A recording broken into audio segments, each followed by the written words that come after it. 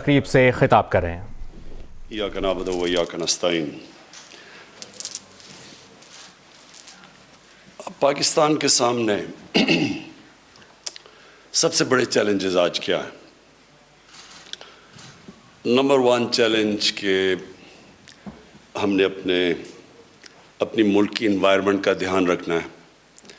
ہم نے فارسٹ کور اس ملک میں دنیا کی ایوریج سے بہت نیچے جا چکا ہے۔ جنگلات جو بنائے تھے انگریز نے وہ بھی ہم نے ختم کر دیا۔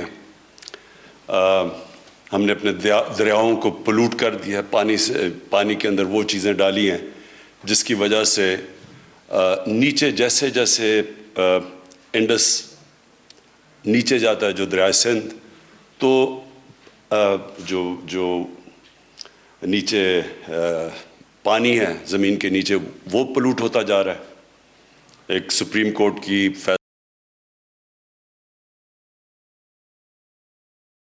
فیصلہ ہے، اس میں سپریم کورٹ نے کہا کہ کس طرح جو گراؤنڈ واٹر ہے سندھ کے اندر وہ 70% پولوٹڈ ہے۔ پھر ہم نے اپنی جو ہوا ہے اس کو پولوٹ کر دیا، اپنے ایٹماسفیئر کو۔ لاہور کے اندر جو پولوشن ہے اب وہ، اور خاص طور پہ سردیوں میں، تو وہ جو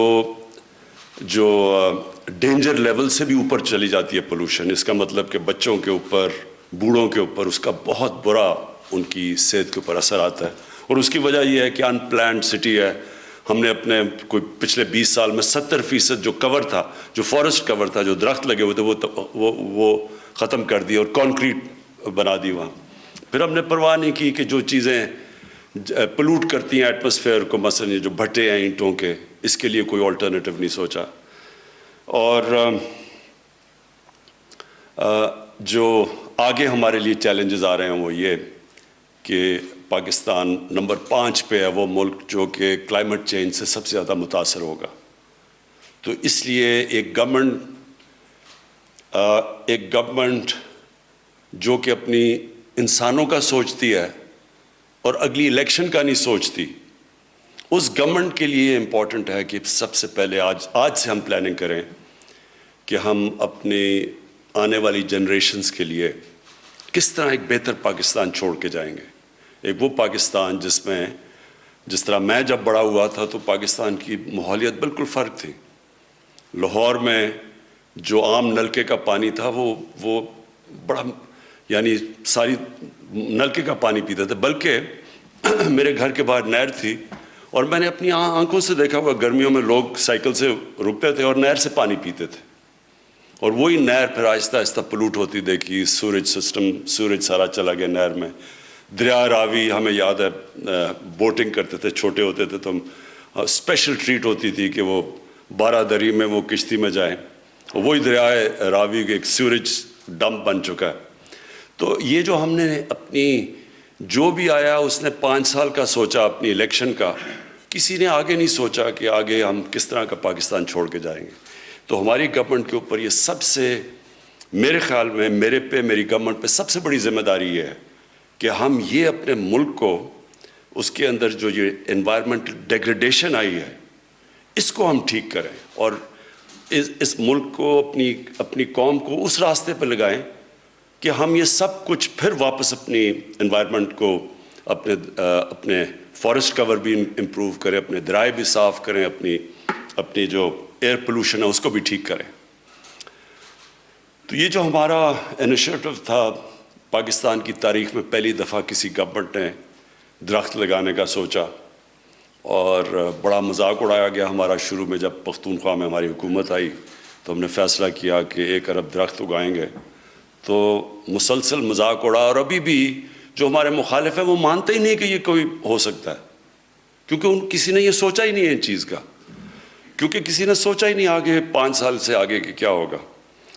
تو میں اس میں پہلے تو میں جو پختونخوا کے اندر ہمارا جو بہت کامیاب ایکسپیریمنٹ ہوا 1 ارب درخت لگانے کا، اور وہ جو ہم نے، جس طرح زرتاج نے کہا کہ ہم نے باہر سے آڈٹ کروائے، WWF ایک باہر کی انٹرنیشنلی اکنالجڈ NGO ہے، اس نے پہلے 2 دفعہ ویریفائی کیا، اور اس کے علاوہ پھر ورلڈ اکنامک فورم انہوں نے اپنی طرح ویریفائی کر کے اس کو سپورٹ کیا ہماری جو بلین ٹری سونامی تھی.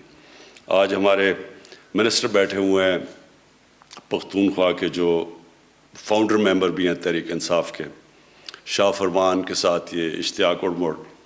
تو انہوں نے ان کو وزیر بنایا میں نے جب 2013 میں, اور انہوں نے پھر ایک اس طرح کی چیزیں ایک جنون سے صرف ہوتی ہیں, ایک 9 to 5 جاب میں ایسی چیزیں نہیں ہوتی. تو پہلے تو مقابلہ کیا انہوں نے ٹمبر مافیا کا, اور اس میں پھر ہم شہادتیں بھی ہوئیں فارسٹ گارڈز کی. اور پھر میں نے ایک تصویر, ایک مجھے پتہ چلا کہ ٹمبر مافیا نے کسی کو ہمارے فارسٹ گارڈ کو مارا, تو میں نے اس کو ٹیکسٹ کیا کہ خود جائے. تو پھر میں نے تصویر دیکھی کہ اشتیاق اڑموڑ ایک کلیشنکوف پکڑ کے جا رہے ہیں ان کے پیچھے. تو اس طرح کے ریزولو سے پھر جب اس طرح کی ڈٹرمنیشن ہوتی ہے تو اس لیے وہ سارا ہمارا پروجیکٹ کامیاب ہوا. اب یہ جو نیا انیشیٹو ہے, میں امین اسلم آپ کو خاص طور پہ اس کے اوپر کریڈٹ دیتا ہوں, اور ساتھ ساتھ شاہ فرمان آپ کو بھی جو ہمارے گورنر ہیں کے پی کے. کیونکہ دیکھیں یہ لوگ عوام درختہ بگائے گی اور ان کو پھر ان کی حفاظت کرے گی جب عوام کو ان کے بینیفٹ سے پتہ چلے کہ ہمارے لیے کیا ہے. میں بھوکا مار رہا ہوں اور مجھے کوئی کہے جی درخت اگا دو, میں کیوں درخت اگاؤں گا؟ سردی میں میرا برا حال ہے, برف پڑی ہوئی ہے, تو میں کیوں وہ درخت نہیں کاٹوں گا اپنے آپ کو گرم رکھنے کے لیے. تو یہ جو انیشیٹو ہے یہ بڑا ضروری ہے کہ مقامی لوگوں کو اس سے فائدہ ہوگا, لوگوں کو بینیفٹ ہوگا درخت اگانے کا. اور یہ جو درخت, یہ جو مثلا ہم نے کندیاں کے اندر یہ بیری کے درخت لگائے. یہ جو بیری کی آئیڈیا تھا یہ دیا تو شاہ فرمان نے مجھے, کیونکہ ان کے علاقے میں جو بیری کا شہد ہے وہ سب سے اچھا سمجھا جاتا ہے. اس کی وہ جمتا نہیں ہے, اس کا کانٹینٹ شوگر کا کم ہے, بینیفٹ زیادہ ہیں.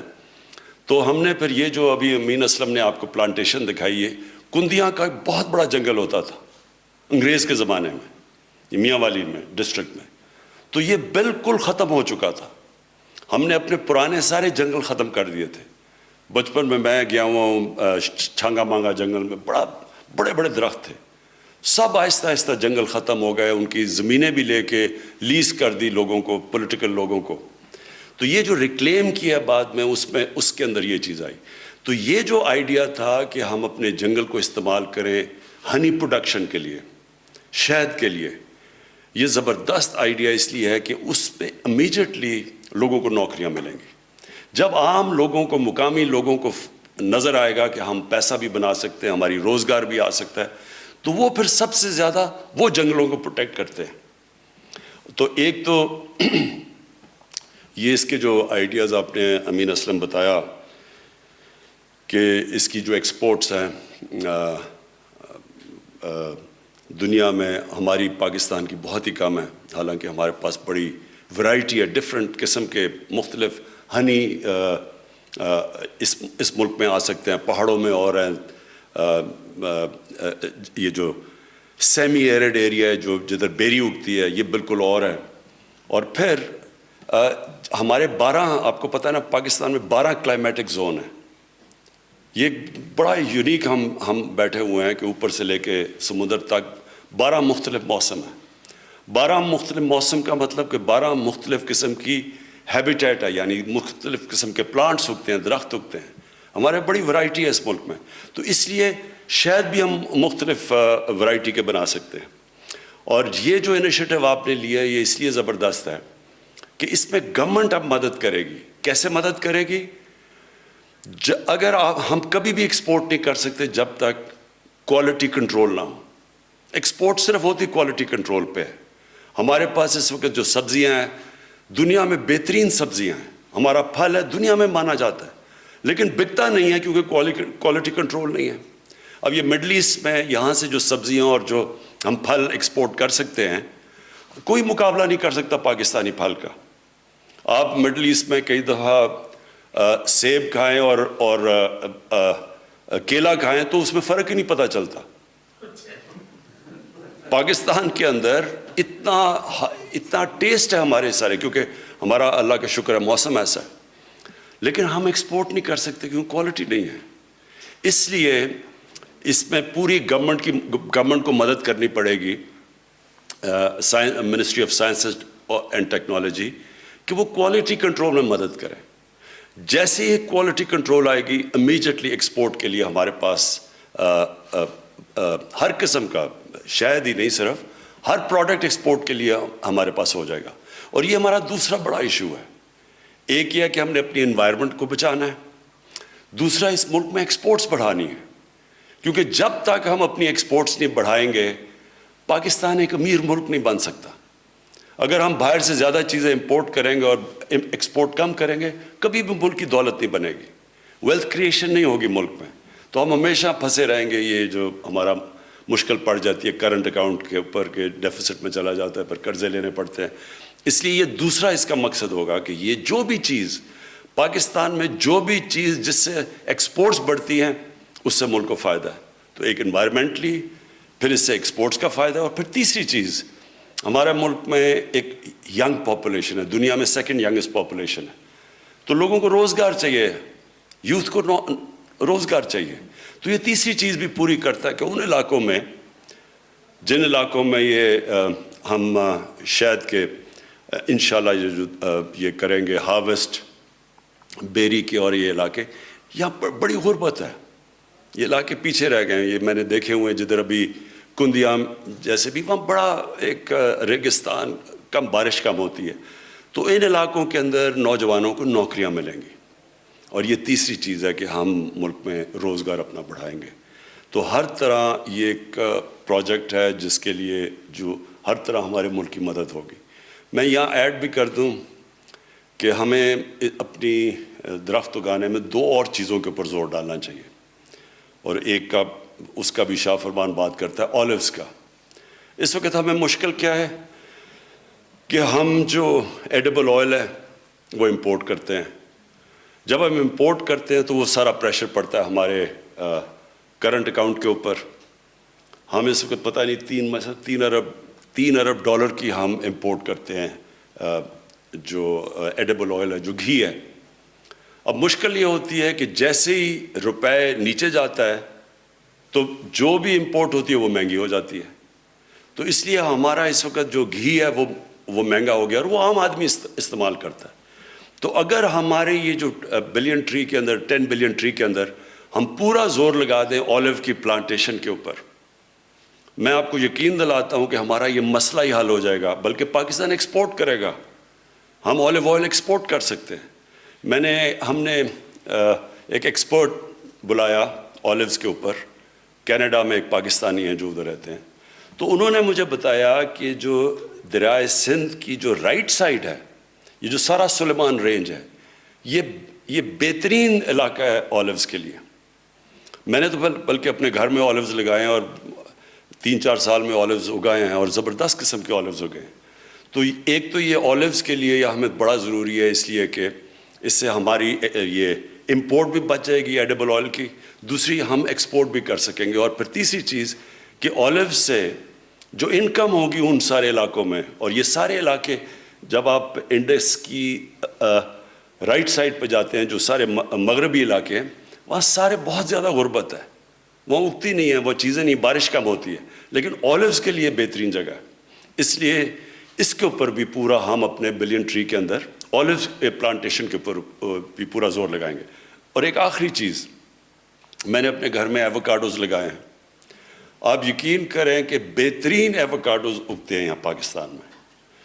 تو ہمیں اس کے اوپر بھی اب پورا زور لگانا ہے, کیونکہ ایووکاڈو جو ایک تو ساری ویجیٹیبلز کے اندر, سبزیوں میں بہترین, اگر نیوٹریشن پوائنٹ آف ویو سے دیکھیں تو بہترین ویجیٹیبل ہے. دوسرا یہ ویلیو ایڈڈ ہے, یہ بڑا مہنگا بکتا ہے دنیا میں. پہلے تو پاکستان کے اندر یہ فائدہ ہوگا ہمارے لوگوں کو اگر ہم یہ زیادہ پھل اگائیں, کیونکہ سارے علاقے میں بڑا اچھا اگتا ہے. اور اس کے اوپر بھی ہم اپنی بلین ٹری کے اوپر, اس ایووکاڈوز کے اوپر بھی زور ڈالیں گے, کیونکہ ایووکاڈو پروڈکشن ایک ایسی چیز ہے کہ اگر ہم نے اس سے زیادہ کر لی تو یہ وہ پھل ہے, یہ سبزی ہے جو بہت زیادہ اس کا, یعنی اس کا اگر ہم اس کی ایکسپورٹ شروع کر دیں تو پاکستان کی آمدنی میں بہت اضافہ ہوگا. آخر میں پھر امین اسلم آپ کو اور آپ کی منسٹری کو یہ جس طرف جو آپ کر رہے ہیں اس کی مبارک دیتا ہوں، خراج تحسین پیش کرتا ہوں، کیونکہ یہ جو سب سے بڑا اپنے آنے والی جنریشنز کے لیے ہم جو کام کرنے جا رہے ہیں کہ اگر اولوز بھی اگتے ہیں تو آنے والی جنریشنز کو اس سے بہت فائدہ ہوگا، لیکن جو اپنی ماحولیات ہم نے ٹھیک کرنی ہے، جو ہم نے اپنی یہ جو ہم نے بے دردی سے اپنے دریاؤں کو اور اپنی ہوا کو، اپنی ایئر پولوشن جانے دیا اور سوچا نہیں، پلاننگ کے بغیر شہروں کو پھیلتے جا رہے ہیں، شہر کوئی پلاننگ نہیں ہے۔ میں حیران ہو گیا کہ میں نے پوچھا شہروں کے ماسٹر پلان ہی نہیں ہے شہروں کے، مطلب یہ کہ شہر پھیلتا جا رہا ہے، جو کھانے جدھر ہم اپنی فصلیں اگاتے تھے لا کے وہ سارے سوسائٹیز میں کنورٹ ہو رہے ہیں، تو آخر میں ایک بڑھتی ہوئی آبادی کو ہم کیسے کھانا دیں گے؟ تو اس کے لیے اب ہم نے اس کے اوپر بھی پورا زور لگایا کہ ماسٹر پلانز بنے شہروں کے، تاکہ ہم شہروں کو ریسٹرکٹ کر سکیں، اوپر لے جا سکیں اور اپنا جو ہمارا زرعی علاقہ ہے اس کو بچا سکیں۔